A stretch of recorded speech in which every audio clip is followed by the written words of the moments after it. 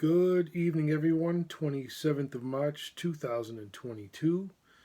Sunday night, time for episode 40 of The Last Admiral. And we'll take off where we left off as the Battle of Eitzel begins.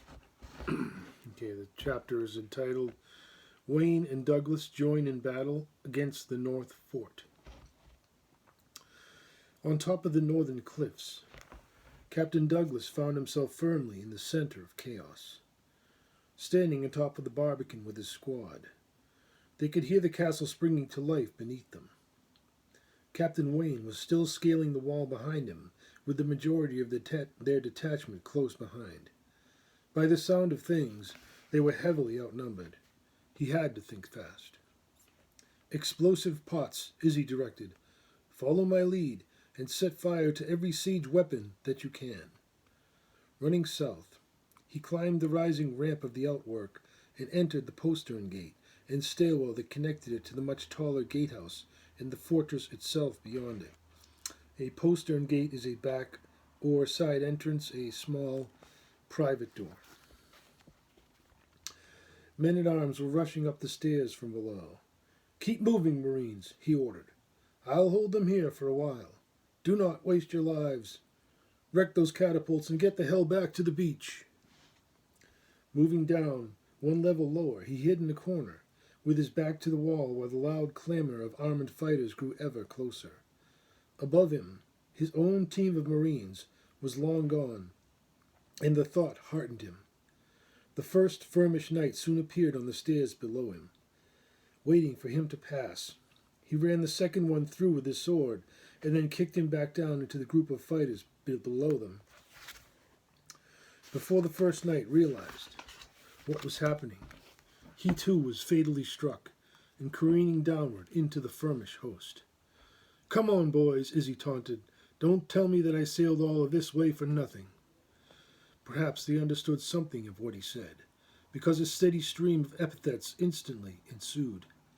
Izzy smiled, that dimpled smile that no other Marine in the Queen's Navy had. His grin combined the emotions of a warrior who knew that he had most likely arrived at the scene of his final battle, and the joyful spirit of a man who was fully in his element. After that, it was not easy, but he intended to make these vermin pay for every step. Outside, his team had set fire to nearly a dozen siege engines, including massive ballista and trebuchets. Their well-blackened wooden frames would resist fire, but their ropes were vulnerable, and soon their burning oils would disable these weapons. Pressing on, they struck southward along the highest portions of the fortress, but dozens of knights began to pour from every stairwell and onto the roof.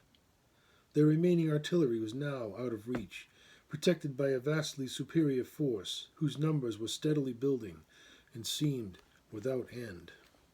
Fall back, their sergeant commanded. Fall back to the battalion. Captain Wayne was ordering his men over the walls when the heavens erupted in magical light. Immediately to the west, past the defensive outworks and the Barbican's bastion, a large body of troops was marching out from the city to meet them, and lance-wielding cavalry flanked them on both sides. Their numbers were easily twice those of his group, half of which had yet to navigate the field and reach his position. Archers, he ordered, give those troops something to think about. They were now fully in the midst of their enemy's carefully prepared trap, and he knew it. Concentrating his thoughts, he tried to listen for the voice of his admiral in his head, but he received no reply. The titanic sounds of ships' rams striking heavy wooden planking at that very moment told him why. Clearly, it was time for Plan B. Lieutenant, he said, get up there and tell Izzy that we're pulling out. Aye, Captain, he replied before scrambling up the wall using the dangling ropes of Izzy's team. And the footnotes are about ballista and trebuchet siege weaponry. Okay. And the next chapter is called The Sea Fox Leads the Way. Acklon led Draco Terribilis in spearheading the assault. flanked by 8 dragon ships following him in a long, narrow V-shaped formation, like the head of a spear. They swept between the jagged cliffs and into the anchorage with frightening speed. His confidence grew as the distance closed between his fleet and the sleeping armada in the harbor. Eerily, his black ships entered the inner world of Eitzel's harbor, like ebon sea monsters appearing from the ethereal night. The city beyond was already well lit, with lamps for the celebration, but on this night there was no festival, only a welcoming party for their enemies. He realized then that he should have used his telepathy to scan the ships ahead of him, in order to search for the unprotected thoughts of potential enemies.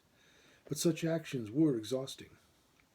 Filtering through millions of thoughts for the ones that mattered was like looking for a needle in a haystack, but really, deep down, he was not surprised at all. In a way, he was relieved. Finally, the Queen had sprung the trap that he had so long prepared for.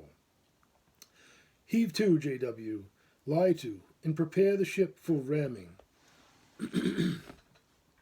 In the footnote says, Rangers lead the way, is a greeting used by enlisted Rangers of the 75th Ranger Regiment when addressing passing officers.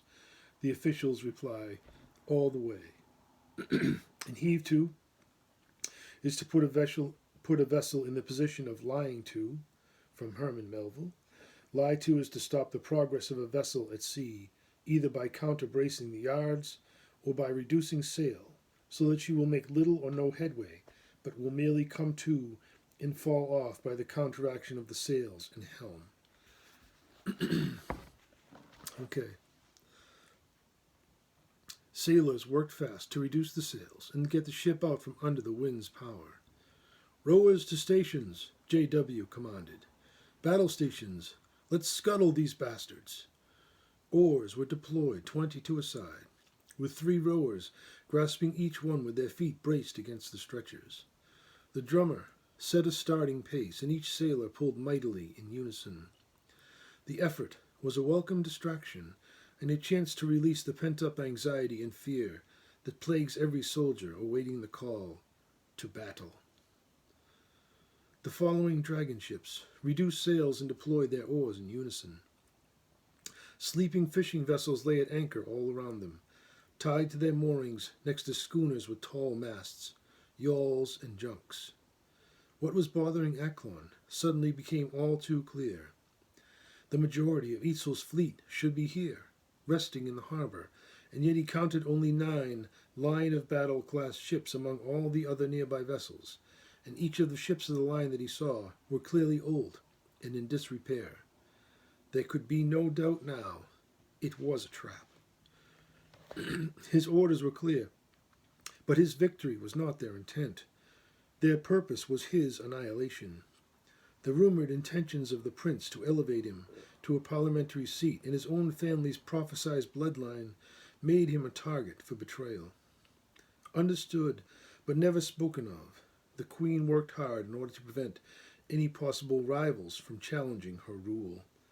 How else could Redpool have learned of their surprise attack?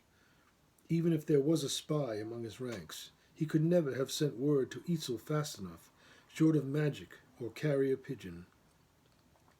With the mighty Lord Gygax protecting them, the use of sorcery was impossible without discovery, and there were no pigeons aboard.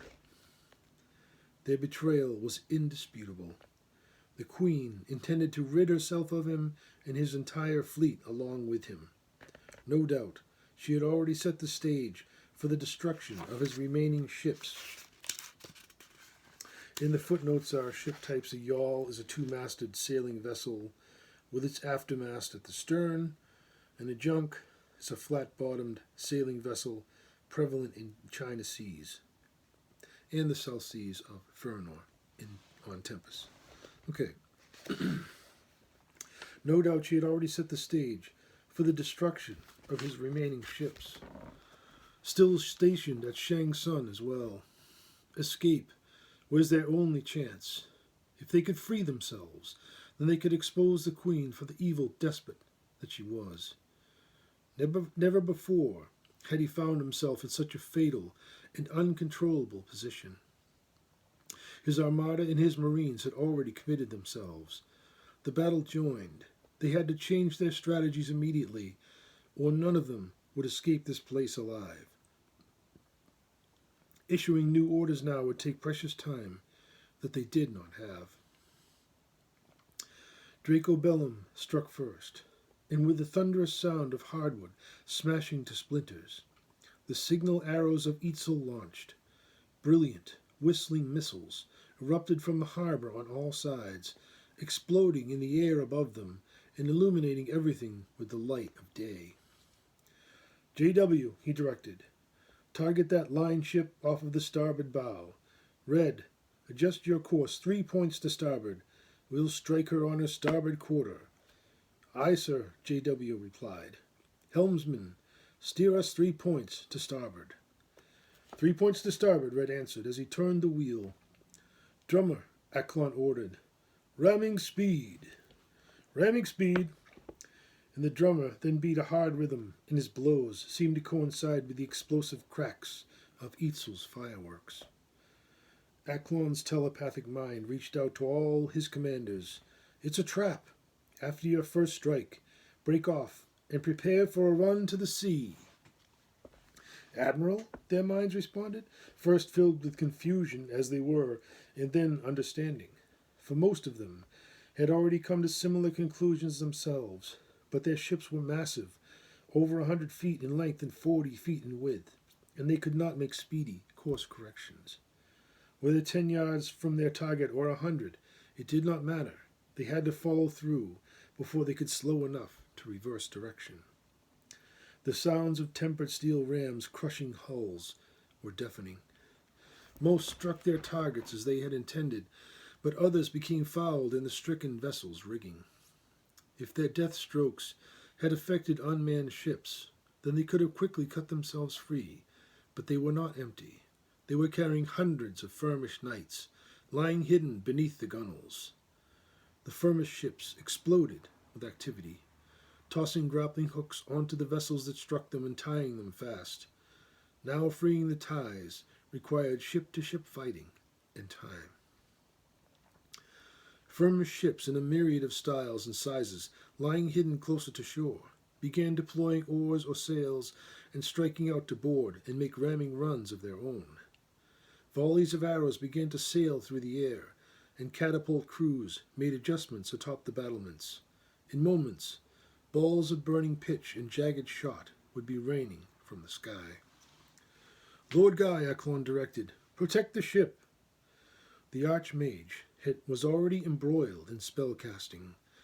His dark eyes searched the harbor and the sky for any threat that he could neutralize. His light beard was well trimmed, and his face, under any other circumstance, was that of a father and friend. Magical rings adorned 2 of his fingers on each hand. Ornate, enchanted bracers on both of his forearms protected his body, as if he wore a full suit of chainmail.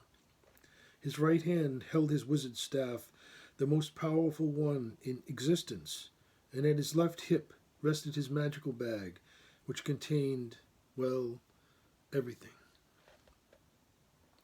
He stood atop the archer's tower, directly behind the mainmast. It was a single-story shooting platform designed to give sailors a better vantage point for archery. Tying himself to the nearby lifelines in order to better steady himself, his first spell made him immune to the piercing blows of arrows, swords, or stones, and his second raised a great invisible dome-like shield over the heart of the ship. Lord Guy was the master, valorous and mighty, beyond the most imagined tales of men, and Acklon's friend since childhood. He would succeed, or he would die. Brace for impact, JW cried. Brace for impact, shouted the 4 archers acting as Lord Guy's bodyguards. Grasping the ropes around the Archmage, they held him fast as a titanic wave of force shook the ship. Marines knew their drills and their duty.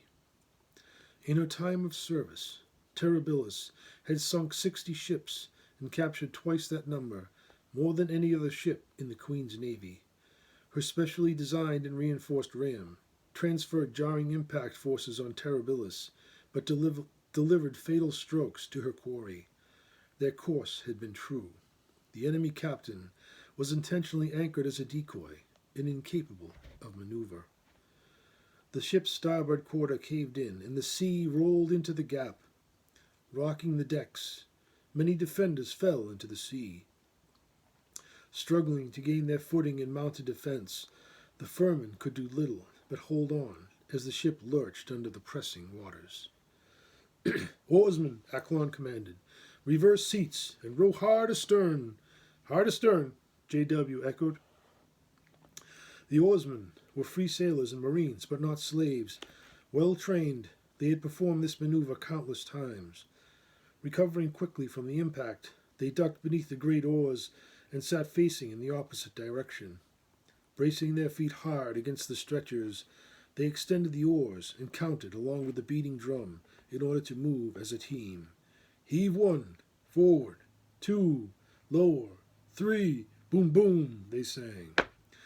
"Pull, you bastards," roared Jill Saxon, who was more feared on board than even the Admiral was. "Pull, you crying little girls, before that ship takes us down with her." Surely she spoke truly, for their ram had ploughed through the hull of their quarry and was nearly amidships before all the inertia of the blow was absorbed. Heaving valiantly, Terribilis pulled free, and the wrecked ship began its death roll. And the footnote is, stretchers are pieces of wood placed against the boat's bottom inside for oarsmen to place their feet against in rowing. And gripes are bars of iron with lanyards, rings, and clews by which a large boat is lashed to the ring bolts of the deck. Okay. Acklon's mind raced on, the line of his commands in motion, but likely as futile as a moss light to flame. He thought of his wife, Keturah, lost to him so long ago, but he thought, anon, he would be with her at last. If this were to be his final day, then the gods would remember his name forever. He would defend his family's honor and die an honorable death.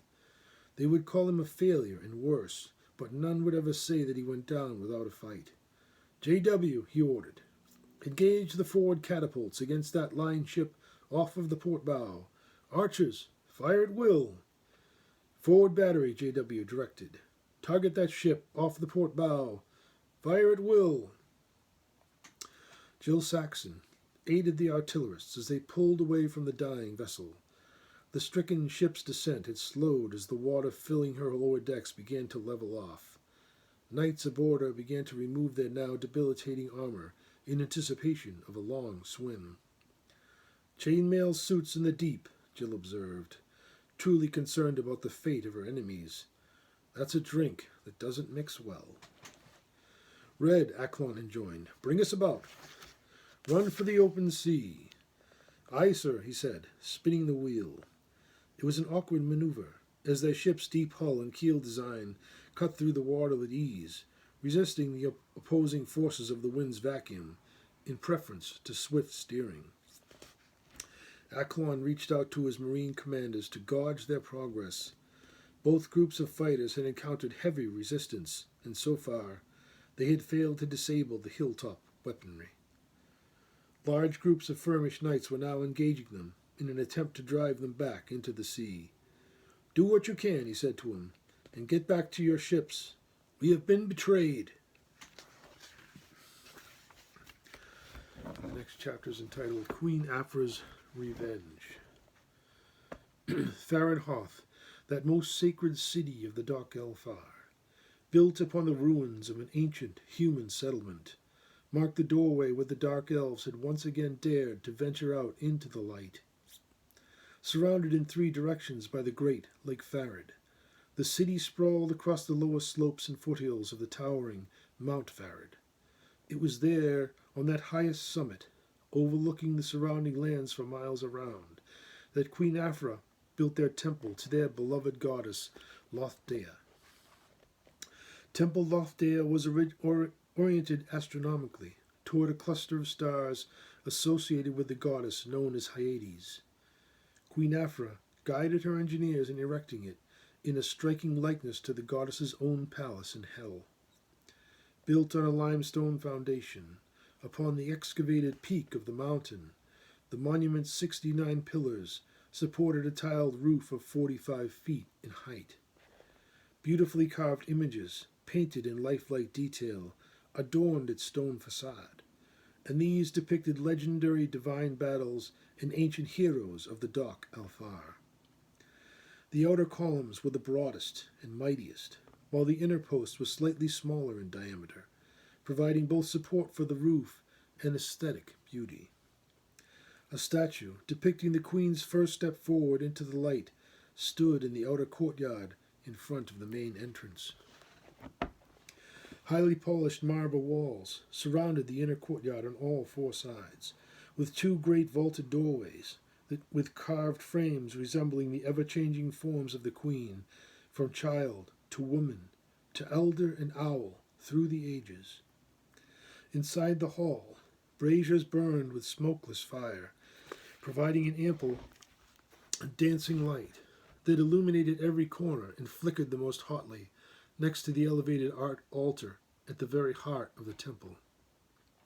Here, 4 sacred virgins served the Queen for a year before admission into the Holy Order of the Coven. "May I bring you anything, mistress?" said the oldest, kneeling patiently by the altar's lowest steps. The young acolyte held her crossed hands reverently over her breast with her dark eyes lowered. "You have worked long without refreshment." "Rise and look upon me, dear," Queen Aphra bid. "You are a kind child. You and your sisters may bring me 4 bowls of the sacred water from the reliquary. Hurry now, and be careful not to spill a single drop. The night without a moon has come, and I must see." The Queen, now aged, bent low with effort and removed a few blessed objects of reverence and magic from beneath the altar. The greatest of these was an ornate platinum wash basin, set upon 8 arachnid legs of white gold. Her acolytes soon returned with the sacred water, and this she reverently poured into the container. "Return the bowls to the reliquary," she directed, "and bring me my afternoon tea." They complied, and Queen Aphra began the ritual needed to invoke the power of the goddess and the magical properties of the waters.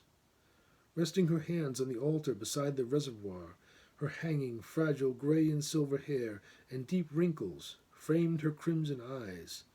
Soon her enchanted gaze peered halfway across the globe and was witness to the scene of battle, as if looking down upon the world like the gods above. Dressed in a long silver silk gown, she gazed into the basin, intent upon the unfolding events. Finally, the time of her victory had come, and she arched her back and looked up toward heaven in defiance and elation. She had trapped her subversive enemies in a web that they could never escape. "You were lured so easily, Acklon," she cackled gloatingly, "by a foolish soldier's pride. That has been the undoing of all your ancestors." The battle had begun. She could see Acklon's badly outnumbered forces trying in futility to rally as Redpool's military closed in. Balls of rolled hay, clinging resin, and burning flame arched down from the battlements and from combating ships. Hails of arrows flew, and soldiers on both sides tumbled over the decks and into the merciless waters. "No doubt you will die as well," she mused, "but die you will. Yes, die you will." Laughing cruelly, she reveled in the simplicity of her trap. The 11th Fleet had served her purposes well for many years, buying her the time that she needed in order to build the mightiest navy on Tempest's seas. She well knew that their admiral had intentionally recruited soldiers most sympathetic to his goals and the most subversive to Dragonia's. Now Acklon's obsolete, independent-minded privateers would threaten her power no longer. Nothing on Tempest could keep her from watching his end. Nothing could lessen the glee rising up inside of her evil heart. I hope you enjoyed today's reading, episode 40.